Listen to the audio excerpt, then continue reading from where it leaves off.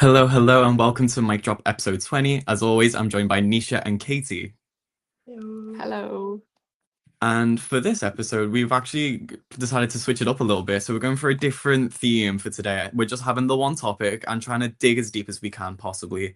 And for this first rendition, I guess, of this switch up, I chose the topic. Um, and basically, I saw a tweet from Charli XCX, I think it was last week. And it's her take on the future of marketing within music. Obviously, album rollout is a massive thing within music. She's got her new album, Music Fashion Film, coming out on Friday. She's got a new single, Camera, dropping today. But she just voiced her opinion on Twitter, basically stating that anti-marketing will become a thing soon. It's still marketing, but it's just a different approach, more intimate, personal, private, one-on-one, less about the projection of scale. I'm into it. And then she follows that up with, I love music rollouts. Maybe I'm wrong, but I think Phoebe doing no phones at her Madison Square Garden show is a big signifier of this kind of thing. It feels quite opposite to a lot of the language currently existing. Very real and personal. I like that. Um, and I saw all sorts of opinions on this. A lot of people, for the most part, were reacting quite negatively to what she said just because she voiced an opinion, saying that she's not marketing, she has a big team behind her that kind of control everything. But if you think about it, marketing is still her job. I feel like the reason why Brat was so successful was the marketing behind it. Um, so I just kind of want to know your thoughts on this idea of like what first of all what Charlie said, but also just Charlie have a platform to be saying like the future of marketing going in that direction. I think, Katie? yeah, I think she absolutely does. I mean, obviously, as you said, Brat was a massive thing. And I think Charlie is quite unique in that she's obviously like a mainstream star now, but she's always had this tension throughout her career in like what it means to be mainstream. And she's always wanted successful music, but always been so self critical in terms of like selling out and the marketing side as well. I think she's really focused on being authentic, and I think she's someone who, I know she's been doing a bit of writing on Substack and stuff recently. She definitely thinks a lot about her position. She's someone that really wants to be at the front of her own movement, I think. Um, and I think because she thinks so deeply, of course, she has the right to make comments on these things. I don't think she's saying that this new marketing style is what everyone has to go for, but I think it's a legit prediction, and I think she's got the right platform to be doing it from. Yeah, and I think a lot of people have kind of been reacted negatively towards that because this new idea of it being very intimate is essentially it is marketing. She's still got the team behind that, but it's saying that people have argued that, oh, so this is basically just what indie artists do because they don't have that big platform to do massive branding in like in Times Square or something like that. This is what like everyday artists can do, but if you're just portraying it in that way to pretend to be personal, that's one of the negatives I've seen. And you mentioned Substack. I mean, I feel like she's gotten very intimate with her fans as of recently. She has like a second private Instagram account called B-Sides. She posts a lot on Letterboxd and just kind of her overall thoughts. So it does feel genuine in that sense, but a lot of fans are very hesitant to get towards that just because she is still a major artist. Because you mentioned her breaching into the mainstream. Um, like I think she tried that with previous albums like Crash. She really wanted to get into the mainstream, and people reacted very negatively towards that because they were like, "Oh, it's very obvious. It's an obvious ploy that she wants to become mainstream. She wants to become this big pop star." And it just didn't quite work out for her. But obviously, Brat was almost this resurgence, and it's like with this new album, she's maybe trying to return to her roots. Maybe the mainstream isn't for her, which were kind of some of the themes she talked about in Brat. Um, Nisha, what have you been thinking so far?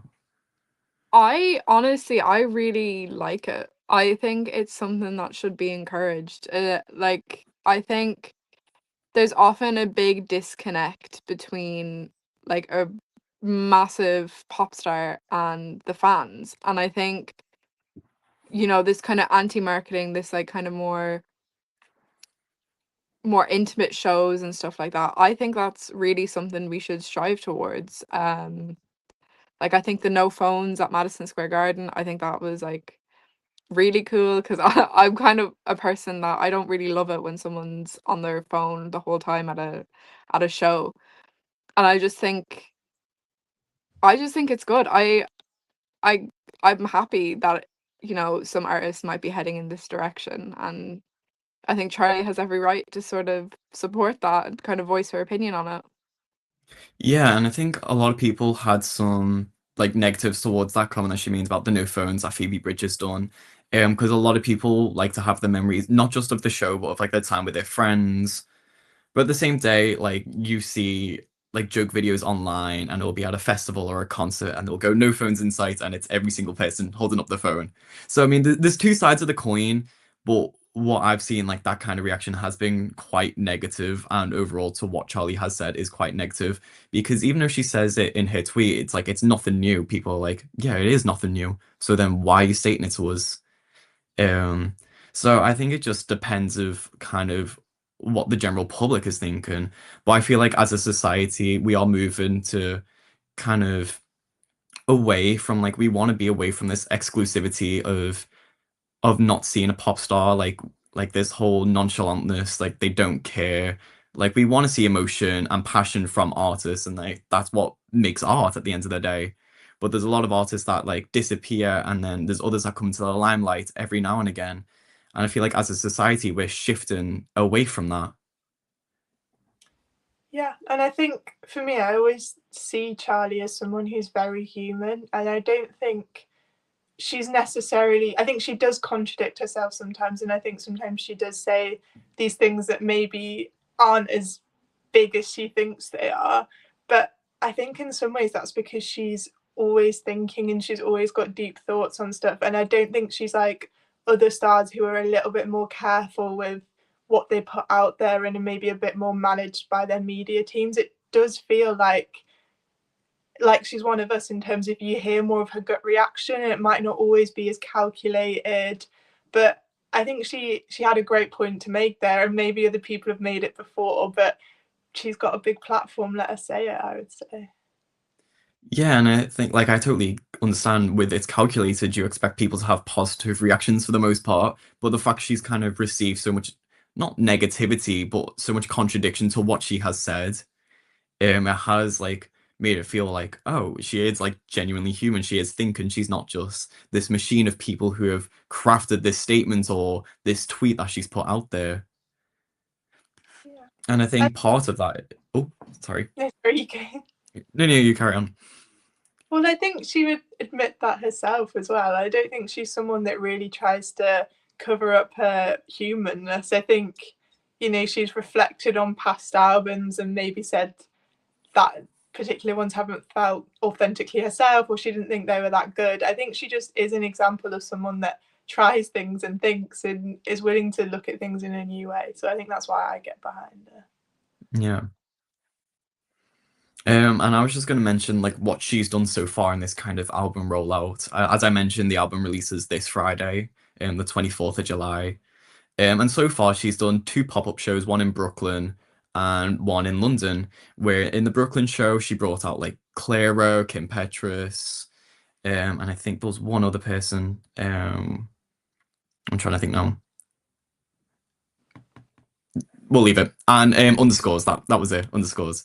So she brought all them out to this Brooklyn show in a like 650 people capacity like venue.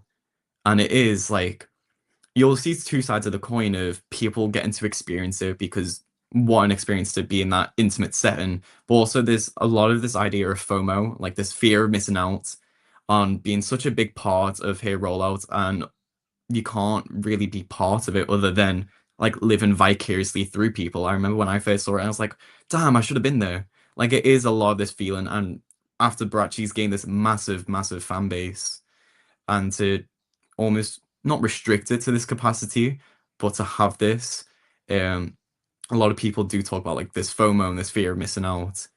Nisha, what is your take? Yeah, I think when I was sort of looking into it and like thinking about it, I was like, that is a big part, is that like exclusivity is great because it can drive people to want something, which is, just how the world works. But I think it kind of ostracizes people that like, oh, I'm living in God knows where, and I'm not able to get to Brooklyn or I'm not able to get to London. And, I really wish I was there and this, that, and the other. And I think if we sort of look at even the Phoebe thing with like no phones, you're not even going to be able to get like a glimpse of that. That like, oh, I wasn't able to get to Madison Square Garden. I'm sure like there was massive Phoebe fans that really wanted to be at that show, but like either couldn't fly over or couldn't afford tickets. And they're not even able to see sort of what she's going to be doing. Um, and I think that's kind of a bit that I'm quite like torn about. It's like I can see it and I can see why it works, but also I can see how it can sort of leave people out in a way. Yeah, it's like this, as you mentioned, the being ostracized, like this alienation of maybe you are just a fan from not a major city. What do you do? Because I feel like there might not be many options. What are the options? And I feel like it's also almost like a very online thing for people, because when they do this, you're not going to see a billboard in Times Square. You're just going to see a social media post that's up for 2 seconds and it disappears and you completely missed out on this opportunity. So it's like there is two sides of the coin of, wow, it's great for those fans to experience it, but it is also a very online thing and also an alienating thing if you're not from those major cities. I think for me, I'd maybe argue that she's still keeping enough of it accessible though, because she's still releasing the album to like all major streaming platforms, and she's also announced that she's doing like an international tour with it anyway. So I think the promo behind it has been quite exclusive, but I think moving forward with the music, I think it is still something that's going to be. I mean, there's always obviously accessibility issues, but I think it's something that's going to be still quite widely available to people. Yeah, and it just kind of like, I know you mentioned like once the music's out, I think she's already announced like a North America tour. It's like another thing that she's doing as part of this album rollout. She's doing listening parties in like independent cinemas. So it wouldn't be like your big UK brands like your Odeon or something like that. It will be like the odd independent one. And a lot of people have almost criticized that to be like, oh, well, there's not one near me. Again, it's this exclusivity. There's not one near me. But again, it is in like that rollout. It's because at the end of the day, listening parties is to the first-hand experience with other people. You're not like in your room, listen it on your own through headphones. You're in the room, you feel the vibes and the feel the moment.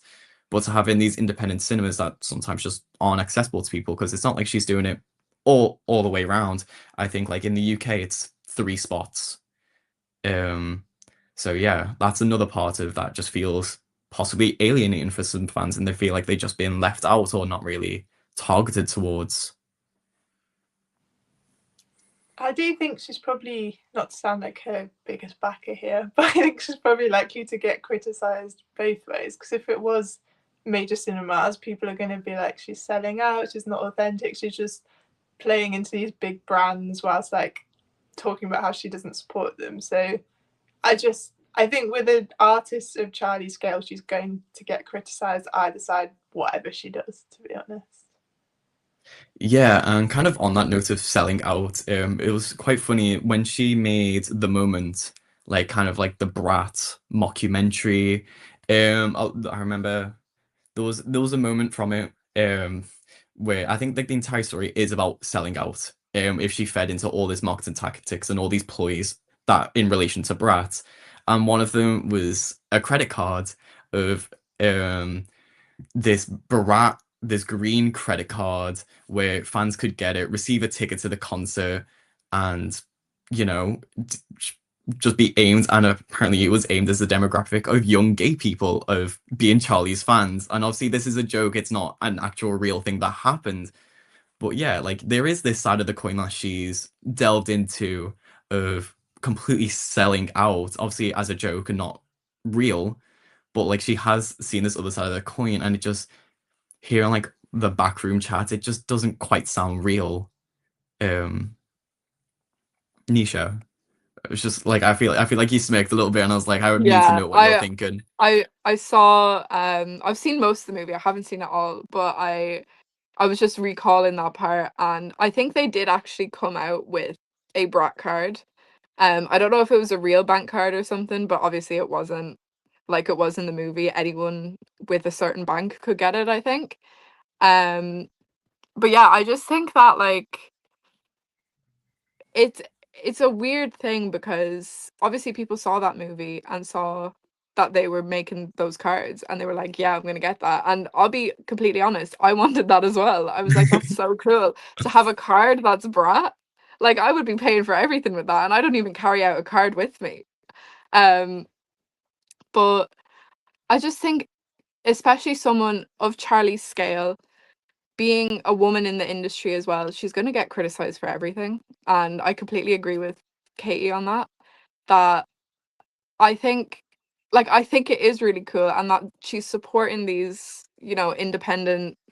um, independent cinemas, and it fits in with sort of the album and the album title and everything. Um, but I will say it's something I find being an Irish fan a lot and like living in Ireland, that like a lot of people sort of just skip over Ireland. I don't know if there's going to be a listing party in Ireland, but if there's three in the UK, I feel like it's highly unlikely that there is. Um, like I even find it, I'm gonna see Jane Remover next month, and I'm having to fly over to the UK to go because they're not coming to Ireland. And I found that with Joost Klein as well. And it is quite annoying that like I'm very lucky that I'm able to get a flight for 15 quid over to the UK. Um and like I have friends that I could go and stay with, but a lot of people aren't in that position. And even though like the concert ticket was £25, I'm having to dish out a couple hundred to get like a hotel and the flights and everything. And not everyone's in a position, like I feel like younger fans, they're not able to do that. And I think like I get like how expensive putting on like tour dates are. Um and they try and make it as accessible as possible, but it is that sort of kind of isolating thing that like you can just skip over a lot of people. Yeah, and it's like for me as a fan, like typically a show will be in Manchester or London. It's just like, oh, I can drive to Manchester. I don't have to catch this flight. And then when I'm like talking through with like, if like for example, my mum got me a concert ticket as a Christmas present, all she has to worry about is the concert ticket because I can drive there and drive back. There's no worry of hotel stays, flights, it's a whole process. And like for a younger fan who possibly can't afford it and then they get it as like a present, it's this whole process of like fees adding up over and over and over because there's so much to be concerned about. And it is that inaccessibility, this exclusivity that is just very hard for some fans to deal with. Um, and like Misha, what like just being able to deal like, oh, apologies, just how does that make you feel as a fan to kind of jump over all these extra hurdles to get to a concert? Yeah, even when they do come to Ireland, it's always in Dublin. And um Dublin is like, it's still quite difficult to get to. The what's it called, public transport system in Ireland is not good at all. So me and my friends, when we'd be younger, we'd be getting a train to Dublin, and then they have like, it's called the Lewis, and it's like a tram in Dublin City, and that shuts at like 10:30. So we'd be able to get to the venue completely fine, but coming out of the venue, it'd be like, okay, how do we get back to, the furthest point? And then we'd have to get picked up by someone because the trains would shut at 11 and we couldn't get home. And I think that's like Ireland issue as a whole. But it is difficult, and I am very lucky that I'm able to get over to the UK quite easily. Um but I think it's like, and this is a concert in Leeds, so it's like not very expensive or anything. And I'm very happy to go over to Leeds, but I think it is difficult that like we're sort of just glossed over a lot of the time. I even found it when I was living in Newcastle that people didn't really go to Newcastle, and it is quite a big city. And it was great when someone did, because I was like, oh my god, this is great. I can go see this. But otherwise, I'd have to like travel like a minimum of 2 hours to go to a concert. Yeah, and I think there's been like a big shift. Like being from Liverpool, and obviously Katie, you live in Liverpool. Like I feel like major artists have started to come to the city, and that has been like a big change. And because I feel like it was always Manchester, London, that was it. But there has been a slow shift. We've seen big artists come to Liverpool and do stadium shows in Anfield, and it has just, like for me, that has made my life so much easier. So I never want to think about actually like getting a plane somewhere and having to do all those extra things. Like I feel like it just becomes an entire process, and sometimes could possibly deter me from even going to the concert, Yeah. because I assume that has been a deterrent at some point. Yeah, and I'm even noticing it now. Like, this is the first time I'm sort of flying for a concert, but I really wanted to go, and my friend was like, "We're going. I'm getting the tickets now." And I was like, "Okay, I'll meet you there, I guess." Because he lives in Newcastle, so he even has to travel. But yeah, it's just like I've paid for the flights, but I'm like having to pay for the hotel as well. And the way the flights work out, the concert's on a Wednesday, and I'm having to fly over on the Tuesday, and I can't get back until the Friday. So it's like I'm there for nearly a week. Um, so it's just it'll be worth it though. It'll be worth it. Yeah. And I suppose this is the exclusivity that, you know, if people want to see it, they will, and they'll find a way to see it. Um, and I suppose it's marketing or anti-marketing that makes people want to do that. Yeah, and I feel like we've seen this in other industries as well. Obviously, Charlie in the album title, music, fashion, film. Most recently, the film The Odysseys came out. I mean, obviously, there's big hype around it because it's Christopher Nolan, but he has filmed it in a certain format that only 41 cinemas can screen it in the entire world. And that kind of exclusivity is kind of crazy. Obviously, I'm going off topic. I'm talking about a different industry.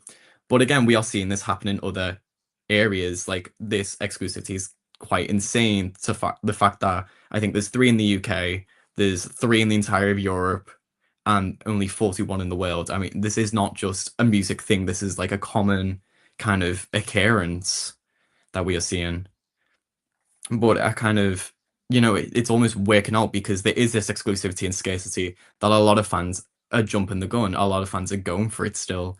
So yeah, I think it is just weird in that sense that it's so hard to access, but a lot of people are going out the way to try and go for it.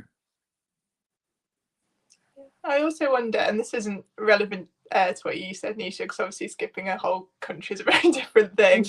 But I feel like people have got so used to, just because of being online, having access to everything, that they kind of, it's really jarring to them when they don't. And I think, like, obviously not having this film in all these cinemas and people potentially having to travel quite far, that's not something we're used to anymore, because everything's on our phones or like round the corner. I think it's just the world's changed, and I guess maybe it's more of a like old time way of marketing, in terms of you can't just have everything at your fingertips. Yeah, and I think there's two sides to that coin of obviously we don't have everything at our fingertips, but it's also kind of like as a society we want to see like the best thing possible. Like with like The Odyssey, for example, the new film, it's like, but there's a better version out there. Why would I not see the better version? You know? Rather than, oh, but I also have to go out my way. So it's like two sides of the coin of being able to have everything that's very accessible and very easy to get literally at our fingertips, or but there's something better out there. Why can't I go for that? Rather than almost because people will be like, oh, I'm just settling here. So I think there is two sides to that. And I think as long as people will pay for something or like go and see something, it will happen. And I think that's how hype is created, that it's people want to see it, so they'll go and see it, and they'll spend money, and they'll pack out shows even if they can't use their phones. And I think I agree with Charlie. I do think it is the way forward, and it is going to keep happening. Yeah. And I think it is going to keep happening, and it's definitely something that Charlie has a voice to say on. Because I think just as a whole, we want to try and connect more, but also we want to be part of this exclusive group. It's all like sometimes it can be just even like one up some people. Like some people will do that because like, oh, I saw Charlie in this and only 649 people were there with me. Like I was in this intimate setting, and it is sometimes to maybe better up on some people, or also just to share that intimate moment. I mean, obviously, there's many reasons to it, but like those are the possibilities, and I feel like a lot of people will go out their way to have that experience. So we will continue to see it happen. So yeah, I think that is a nice way to end it and wrap it up. Of possibly we could see this carry on into the future where communities are very intimate, very tight knit. I feel like in K-pop, they have tight knit communities. And we might see it over here in the Western world, where Charlie has voiced that opinion, and we're seeing it happen with her current album rollouts. Obviously, her album Music Fashion Film releases on Friday. But that was episode 20 of Mic Drop. Thank you for joining, and I hope you like the new format. Bye. Bye.